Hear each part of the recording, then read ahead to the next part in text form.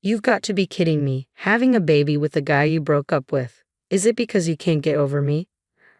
Are you hoping that by having a child, you'll somehow keep me in your life? That's absurd.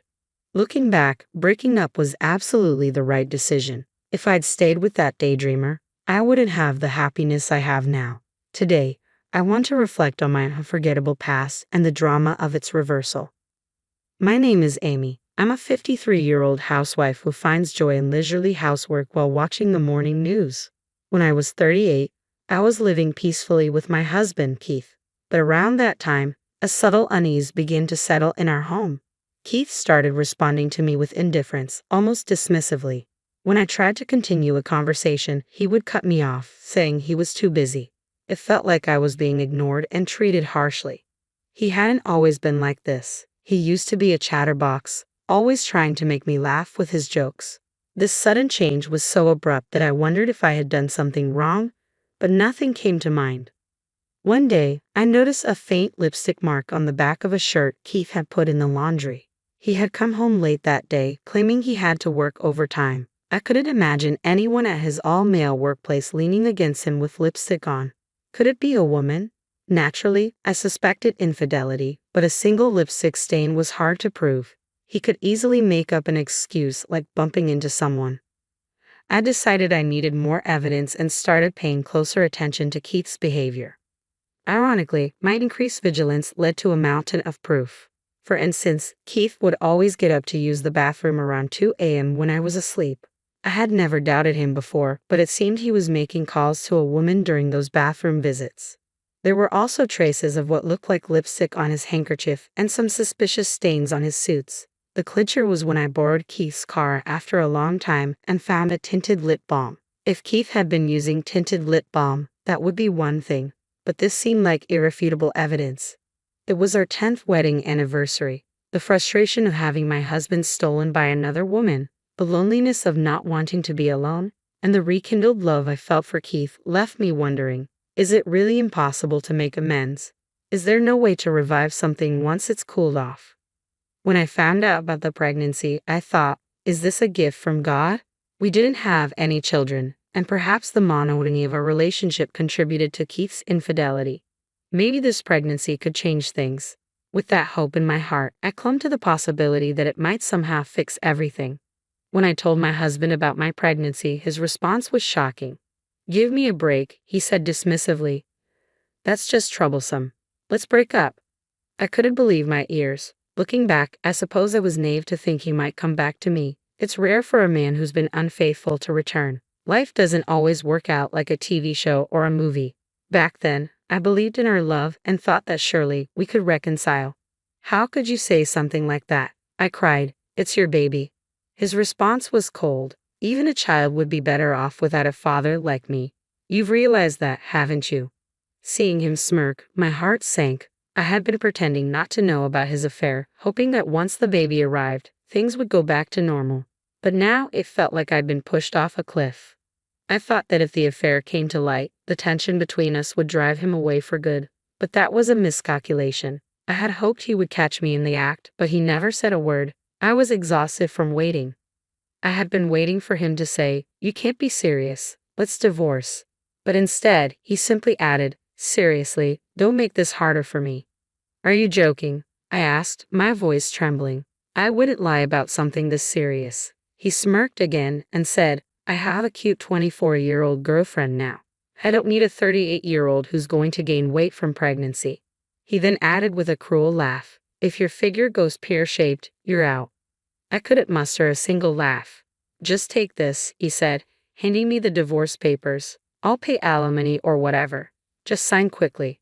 For 3 days, I cried continuously, unable to stop. Eventually, when he stopped coming home altogether, I signed the divorce papers.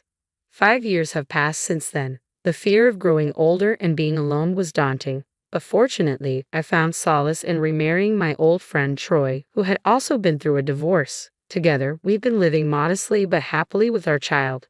Troy's ex-wife had also cheated on him, and like me, he was a survivor of a painful divorce. Our shared experiences have made living together comfortable and understanding.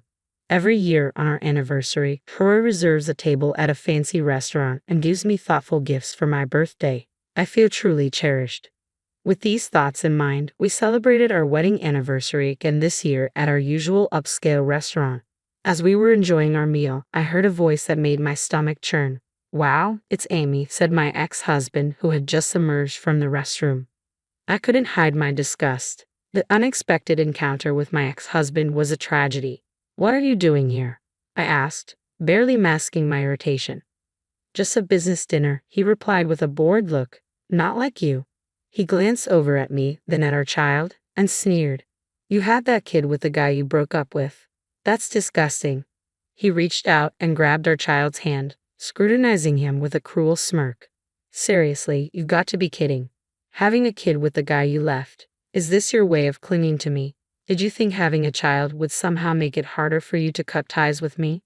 His grin widened as he spun the child around, clearly enjoying the distress he was causing. Our child's face contorted in fear and he began to cry. "Papa, Mama, help. I'm being taken by a stranger." "Stay there," my ex said coldly. "I'm your papa. Your mom is right there. You're just as stupid as she is." The sight of him, relishing in the pain he was causing, was a painful reminder of the past I thought I had moved beyond. Just as he finished speaking, a man over 6 feet tall appeared behind him and grabbed my ex's arm firmly. "That child is mine," the tall man said, his voice steady and authoritative. I couldn't help but chuckle at my ex's surprised expression. "Oh, this guy's Amy's new husband," my ex remarked, though I didn't respond to his question. "I don't know what you were talking about," the tall man said, "but you can't make a child crying and get away with it." He glared at my ex, and a tattoo peeked out from under his sleeve. My ex's face went pale at the sight of it. "Hey, Amy, stop your husband," my ex stammered. "That woman is not my wife," the tall man replied. My ex looked stunned, glancing back and forth between me, the tall man, and the still crying child. "Wait, then who's this kid?" he asked. Before my ex could react, the tall man had secured his arms behind his back. "This man is acting suspiciously," my ex shouted. "Someone call a staff member. There's a man here harming my kid." The commotion in the restaurant drew attention. I thought, what a way to ruin an anniversary, but I couldn't help but smirk. It seemed the day had turned out better than expected, if only by accident. "Wait, staff, over here," I called out. I saw this man forcibly grabbing the child's arm. My ex's mouth fell open. "Amy, what's going on? I really don't understand." I told him I'm not his wife. That child isn't mine and certainly not yours. "But he was right behind you," my ex protested. "You were blocking the restroom entrance. The child couldn't get in because of you. He was just following his dad." "What?" My ex was flustered. "You probably enjoy making fun of people, but you really need to stop jumping to conclusions."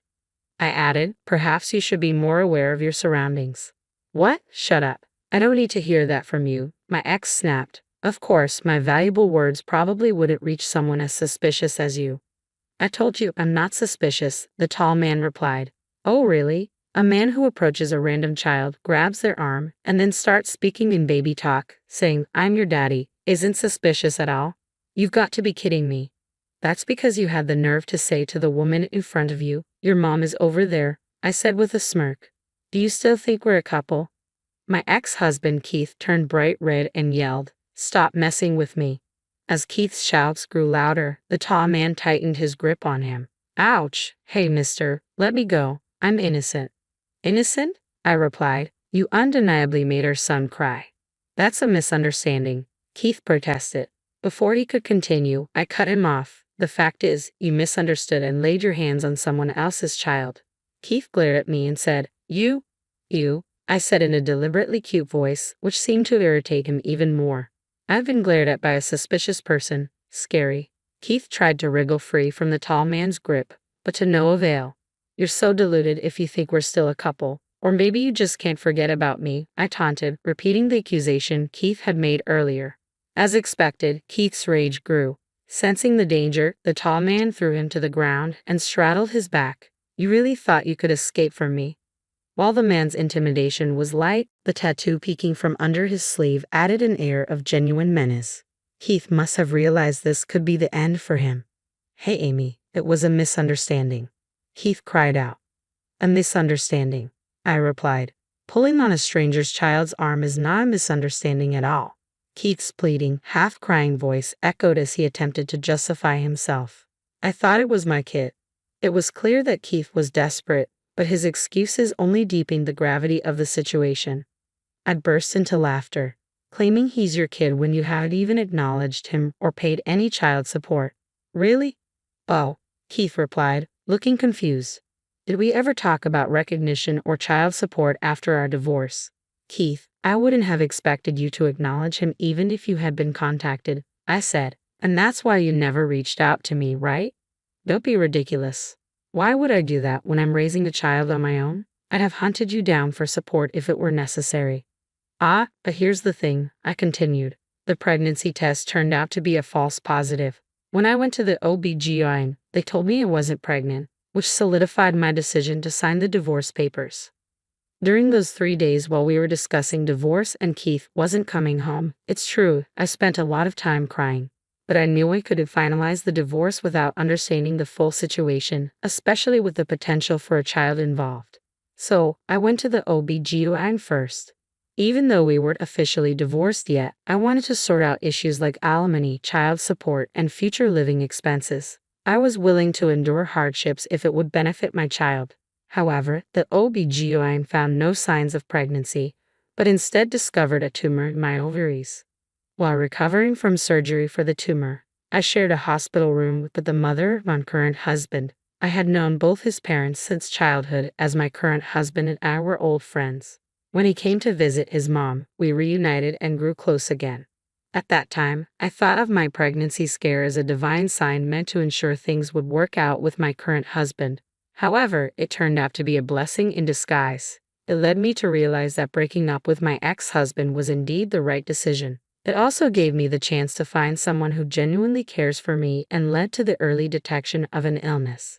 Even though I had one of my ovaries removed last year, I am grateful for how things turned out. I gave birth to a child with my current husband, and despite the hardships I've faced, everything has turned out to be a series of blessings for me. Seeing my ex-husband's reaction upon learning all this, he paled and muttered, "No way, I was dumped by her." It was hard not to laugh at his stunned realization. Obviously, a young woman wouldn't want to be with an aging man like him. At that moment, a police officer arrived, apparently summoned by someone from the restaurant. My ex-husband received a stern warning from an officer and avoided further trouble by sincerely apologizing to the child's family once the misunderstanding was cleared. The reprimand from the police seemed to have hit him hard. He even came to apologize to me personally. Although he didn't know where I lived, he managed to find my parents' home and expressed his regrets to my mother. "I made a terrible mistake," he admitted. "I was wrong." Seeing him like this, aging, rejected, and alone seemed to have broken his spirit. He appeared to be struggling with the loneliness of having no one to turn to.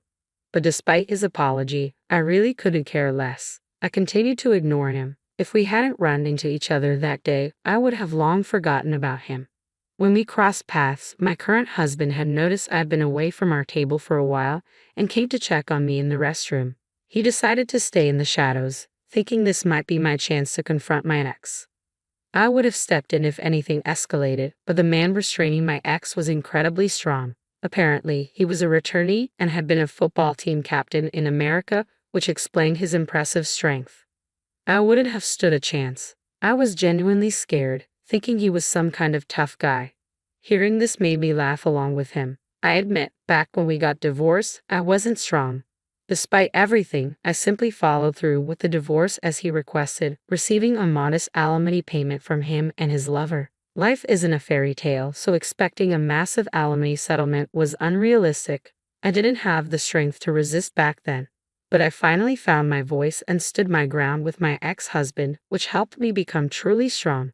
Now, I can face my husband and my child without any guilt. Coincidentally, the day of my marriage anniversary this year also marked a new beginning for me. My husband has since become a freelance architect and doubled his income, allowing me to quit my part-time job and fully embrace my role as a stay-at-home mom. Our slightly rebellious daughter might grumble when I ask her to do things, but she quietly helps out when I don't ask. Only my husband and I know about her loving nature. Though I had a late-life pregnancy and only have one daughter, our family, along with our 2 dogs, makes for a lively and joyful household. Even with just one ovary, I managed to get pregnant and give birth at an advanced age with my current husband. I can't help but think there's some kind of fate at play here.